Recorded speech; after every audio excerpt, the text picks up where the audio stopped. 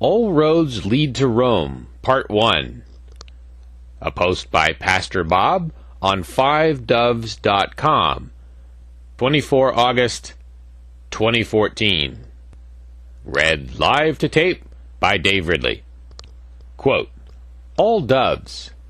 The critics of the pre-tribulation rapture regularly quote the fact that Roman Catholic Jesuit priest Francisco Ribera invented futurism, and therefore dispensationalism as well. While that may be a given in church history, they disingenuously leave out the whole picture, presenting the fact that it is only part of the story. But before I explain the rest of the story, make note of the following terms. Problem, reaction, solution. Thesis, antithesis, synthesis. Divide and conquer, Hegelian dialectic. I will discuss the above later in this post, but it is important that you need to know or be aware of the terms. If you have taken a college course in intro philosophy, chances are you may know the name George Wilhelm Friedrich Hegel. I do not want those that post and read on 5Doves to ever be accused of being low information, knowledge Christians. The folks at the pre-rapture Bible site, the folks at the pre-wrath Bible, the folks at the pre-wrath rapture Babel site have revealed, despite their efforts to the contrary, to be just that, low information knowledge folks. I'm not even inclined to believe they are genuine Christians because of their approach to the types of material they promote, post, and push upon their readers. Christ Jesus was all about truth, and that is not evident in the pre-wrath rapture Babel site. Intentionally, or perhaps out of ignorance, they try to sell the pre-wrath rapture view and the preterist view that all philosophy was fulfilled by 70 AD, along with the spurious so-called lost books of the Bible, the Apocrypha Roman Catholic books. As I have stated a few times, these folks are certainly not about discernment of truth, not at all. They are peddlers of sensationalism, fear, smorgasbord religion, and deception. The pre-wrath rapture Babel site invites its readers to feed on fear and disinformation and distraction of perverted and aberrant teachings. The plumb line of the gospel is about the truth of God, which his followers are to be focused upon, and to expose the fraudulent counterfeit teachings, not hyping sensationalism and fear-driven reports. I haven't done a post on hermeneutics, Bible understanding, for a couple months, and was beginning to believe there is no interest in knowing how hermeneutics has evolved over the past 2 millennia. I had done 2 more posts on hermeneutics, but saved them to my 5Doves draft file. However, because the low information knowledge folks at the pre-wrath rapture Babel are unable to be honest with their readers, then it is a suitable moment to set the record straight concerning the disingenuous one-sided approach to attack the pre-tribulation rapture. The fact is, the distractions they offer at their dog and pony show, like John Little of the Omega Shock Letter and Joe Ortiz, a brainwashed, Jesuit-educated ex-Catholic and anti-Semite, along with Stephen Mark Woolberg, and his puppet twin, Doug Batchelor of SDA heresy fame, all do nothing but confuse and distract their readers that they really are interested in truth. I chose the title of this post from a small paperback book, All Roads Lead to Rome, The Ecumenical Movement, by Michael de Samlin, published back in 1993. Those interested in the one world church would benefit by digesting the author's take on the ecumenical movement that is taking in the charismatic folks into the folds of Rome. Incidentally, the charismatic mysticism movement was founded by the Jesuits. It is at this point we must turn our focus to the Counter-Reformation efforts led by the Jesuits in the 1500s. If you want to understand how the Church of Rome and its Jesuit order, officially formed in 1540, is waging war on biblical Christianity for the purpose of building its one-world religion, one-world economy, and one-world government, this post will provide you a starting point as a basis of understanding. In 1973, Time magazine reported on the history of the Jesuits and their influence that has spread into many powerful places and institutions since being established in the mid-1500s. Unless you understand the history, goals, and ongoing counter-reformation of the Jesuit order and the Church of Rome, then you don't fully understand what is occurring in the world today and why. The Jesuits' main focus has and continues to be in 8 main areas of influence in order to turn hearts and minds toward the Church of Rome for the purpose of world domination. These 8 areas include ecumenicalism, social justice, liberation theology, dominion theology, politics, community organizing and revolution, education, the press, the pulpit and denominations, mysticism. As a bit of background information, the Jesuits and their influence include: the Jesuits have greatly promoted mysticism. The April 1973 cover story in Time magazine referred to the Jesuits as a band of mystics. Former Jesuit Malachi Martin, in his book The Jesuits, wrote that the Jesuits advanced the study of mysticism. The term social justice was coined by the Jesuit Luigi Tapparelli in 1840 and was later used by Karl Marx in 1848.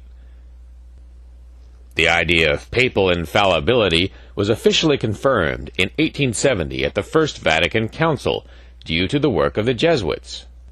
Jesuit philosopher Pierre Teilhard de Chardin is known as the father of the New Age movement.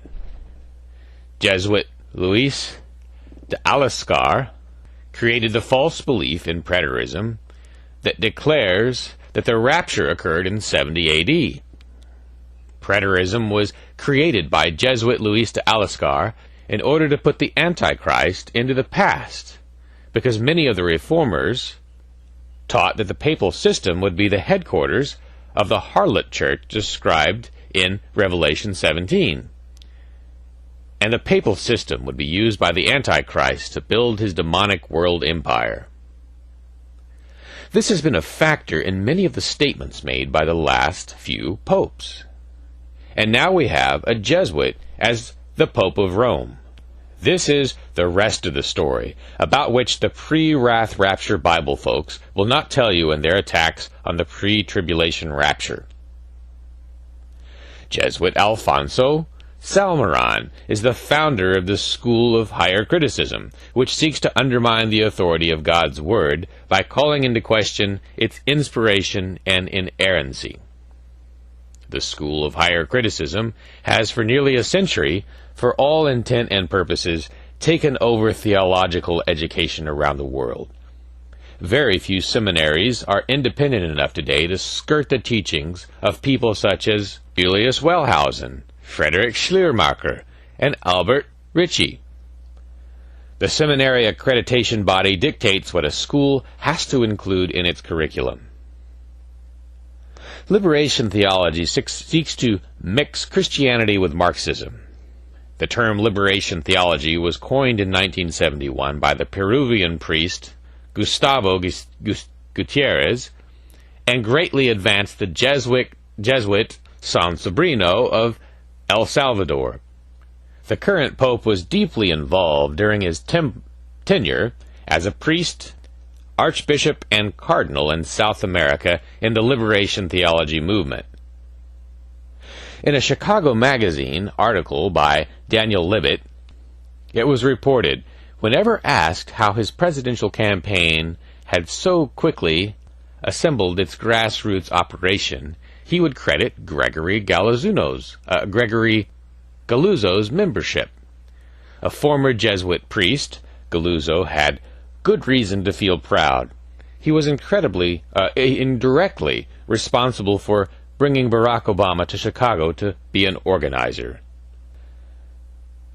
But this is a short list of the influence of the Jesuit order in America. Particularly important for Bible-believing Christians particularly important for Bible-believing Christians to understand is how and why the Jesuits distracted the public from the truth of Scripture. The papacy suffered a major setback through the Reformation. The Church sought the help of the monastic orders. However, they were so decadent, they had also lost the support and faith of the laity. Dominicans and Franciscans were peddling trinkets, relics, and indulgences, get-out-of-hell cards, to anyone who could cough up the cash. It was at this point the Pope called upon the Jesuits. The order was created and authorized by the Pope in 1540, for which he was deeply indebted to them. Their infusion of a new spirit spread rapidly across Europe. Like a wounded giant, Romanism arose in desperation to recover her lost prestige and shrunken territory. The Jesuit influence and power was immediately felt across Europe. They grew more powerful and stronger year by year. They began to do street corner preaching like Protestants were accustomed to doing, in the streets and markets, and were known to be articulate and eloquent preachers of the age. They spread across Europe through Italy, Portugal, Spain, Germany, Austria, and Bavaria. In 1558, Diego Lainez was elected second superior general of the order. At the Council of Trent, he successively exerted his power and skill on behalf of papal supremacy. The Jesuits were entrenched in the educational system, from local kinder schools to the university system. Their reputation was that they were among the best teachers of the land. Even Protestants began to send their children to them because of the scholastic progress one could make. The Jesuit system of education is built on an authority, groupthink, ridicule foundation. The conflict and chasm between Protestants and Catholicism was so deep and irreconcilable, the Church believed in church authority, and Protestants in the Bible. The two systems were absolute and irreconcilable. Beginning in 1545 under Pope Paul III, and ending nearly 20 years later in 1635 under Pius IV, the Vatican crystallized its actions into what became known as the Council of Trent. It has never been annulled, repealed, rescinded, or replaced, even with Vatican II in 1962 through 65. The Council of Trent became the culmination of the Counter-Reformation. It was Rome's answer to Martin Luther and the Protestants. Vatican II actually reaffirmed the Council of Trent to be valid in our day. The Jesuits saved Rome's bacon, to put it plainly.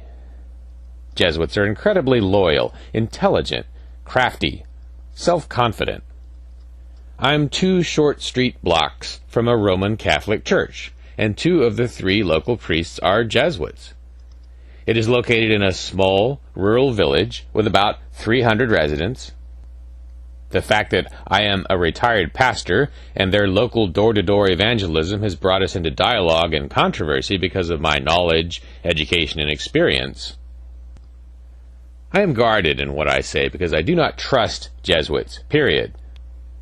Following the launching of the Counter-Reformation, Roman Catholic leadership carefully avoided exposition on the prophecies of Daniel and Revelation. The Jesuits are unable to counter the Protestants that saw Rome as the focus of the prophecies. The Reformers were forcefully advocates that the papacy was the specified Antichrist of prophecy. And I noted in another post, it wasn't until the mid-1990s that the Lutheran Church in America dropped this teaching. So it has been a long haul for Rome to overcome Protestant teachings.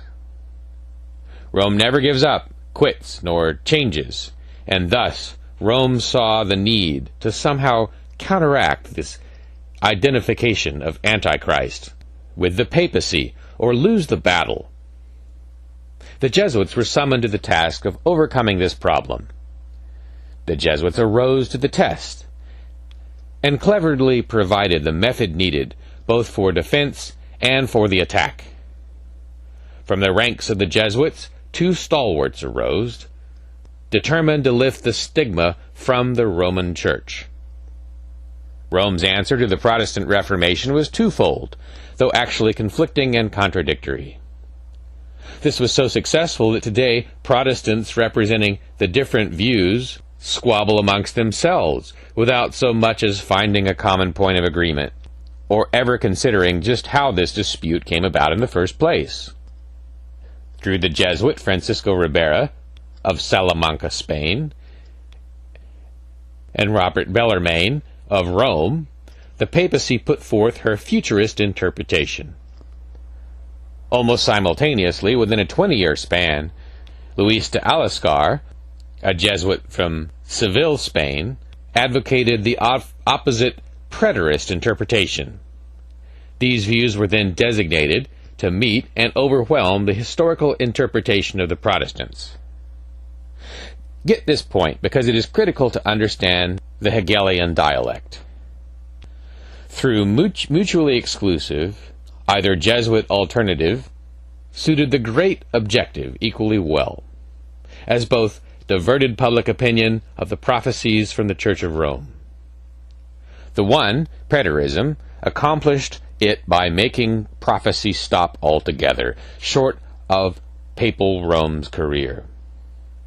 The other, futurism, achieved it by making prophecy overstretch the immense era of papal dominance, crowding Antichrist into a small fragment of time in the still distant future, just before the great consummation. We know it as the gap theory.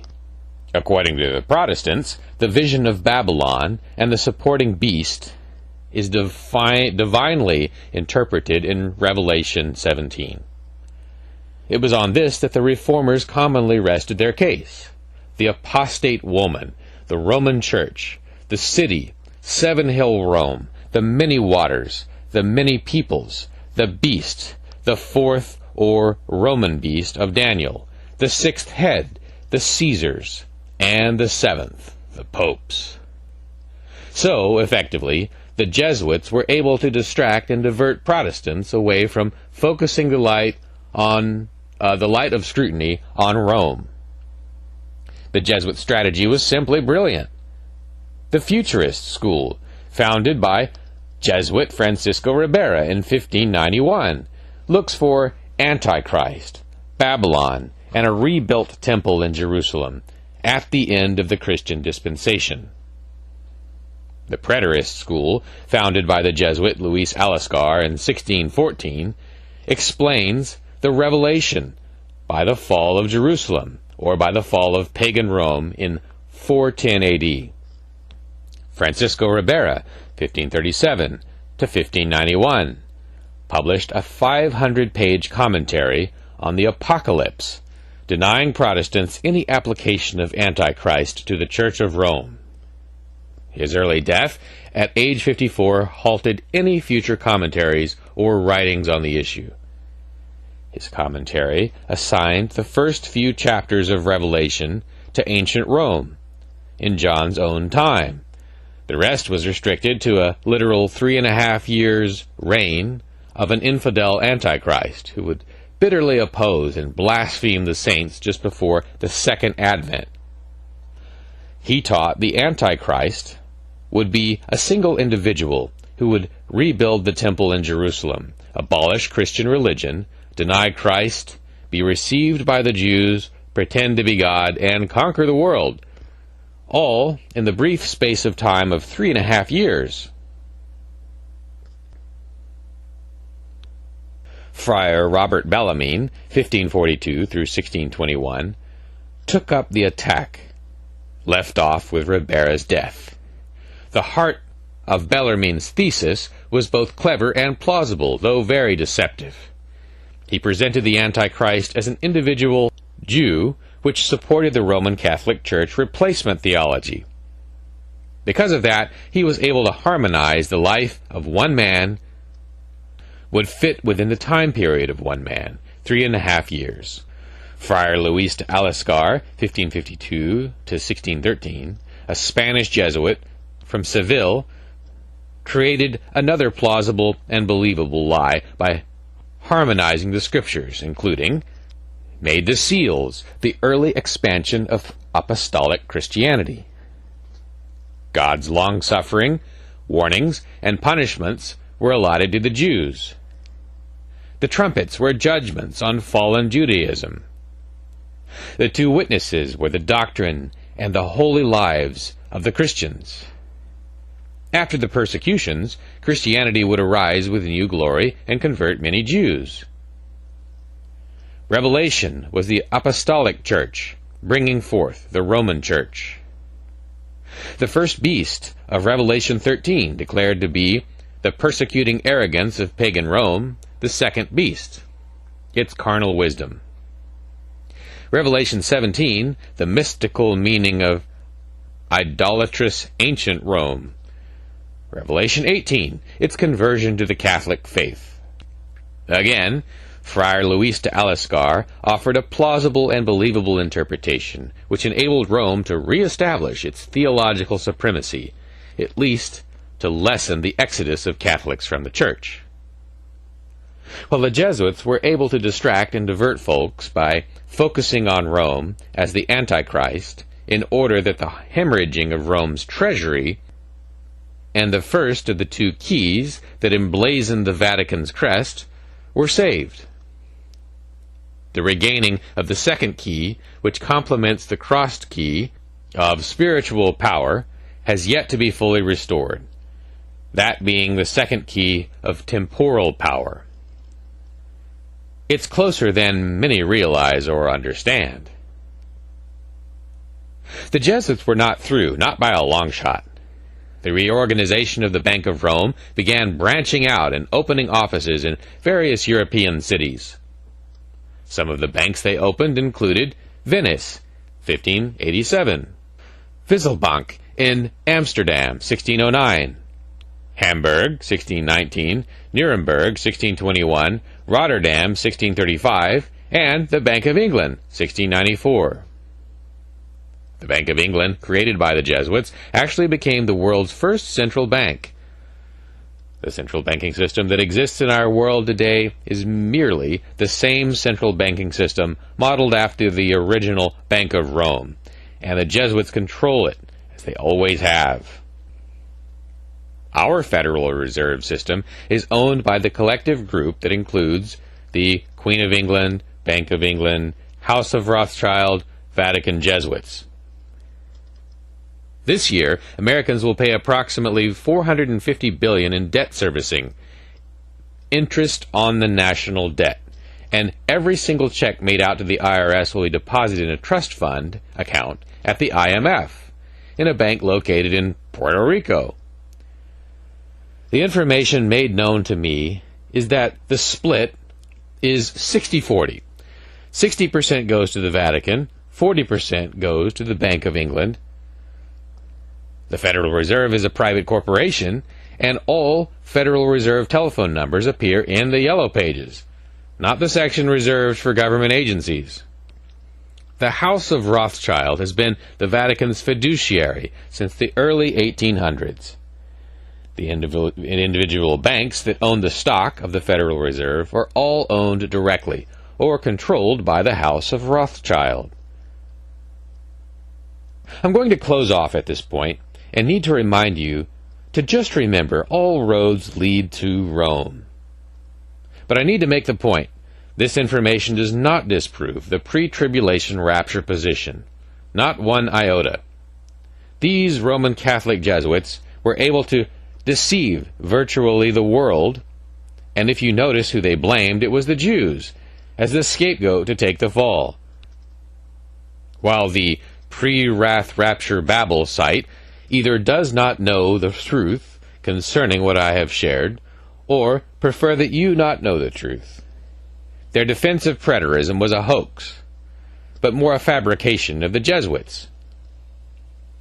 History has long proved preterism to be an unsound teaching, lacking both a cohesive and coherent substance that can withstand the scrutiny of scholarship, as is the case with the pre-wrath rapture or mid-tribulation positions. More to share later. Time is getting short, with just a month or so to go until Rosh Hashanah. In spite of this bit of bad news, we still have the blessed hope. Keep watching and listening for the trumpet call. Pastor Bob. Unquote.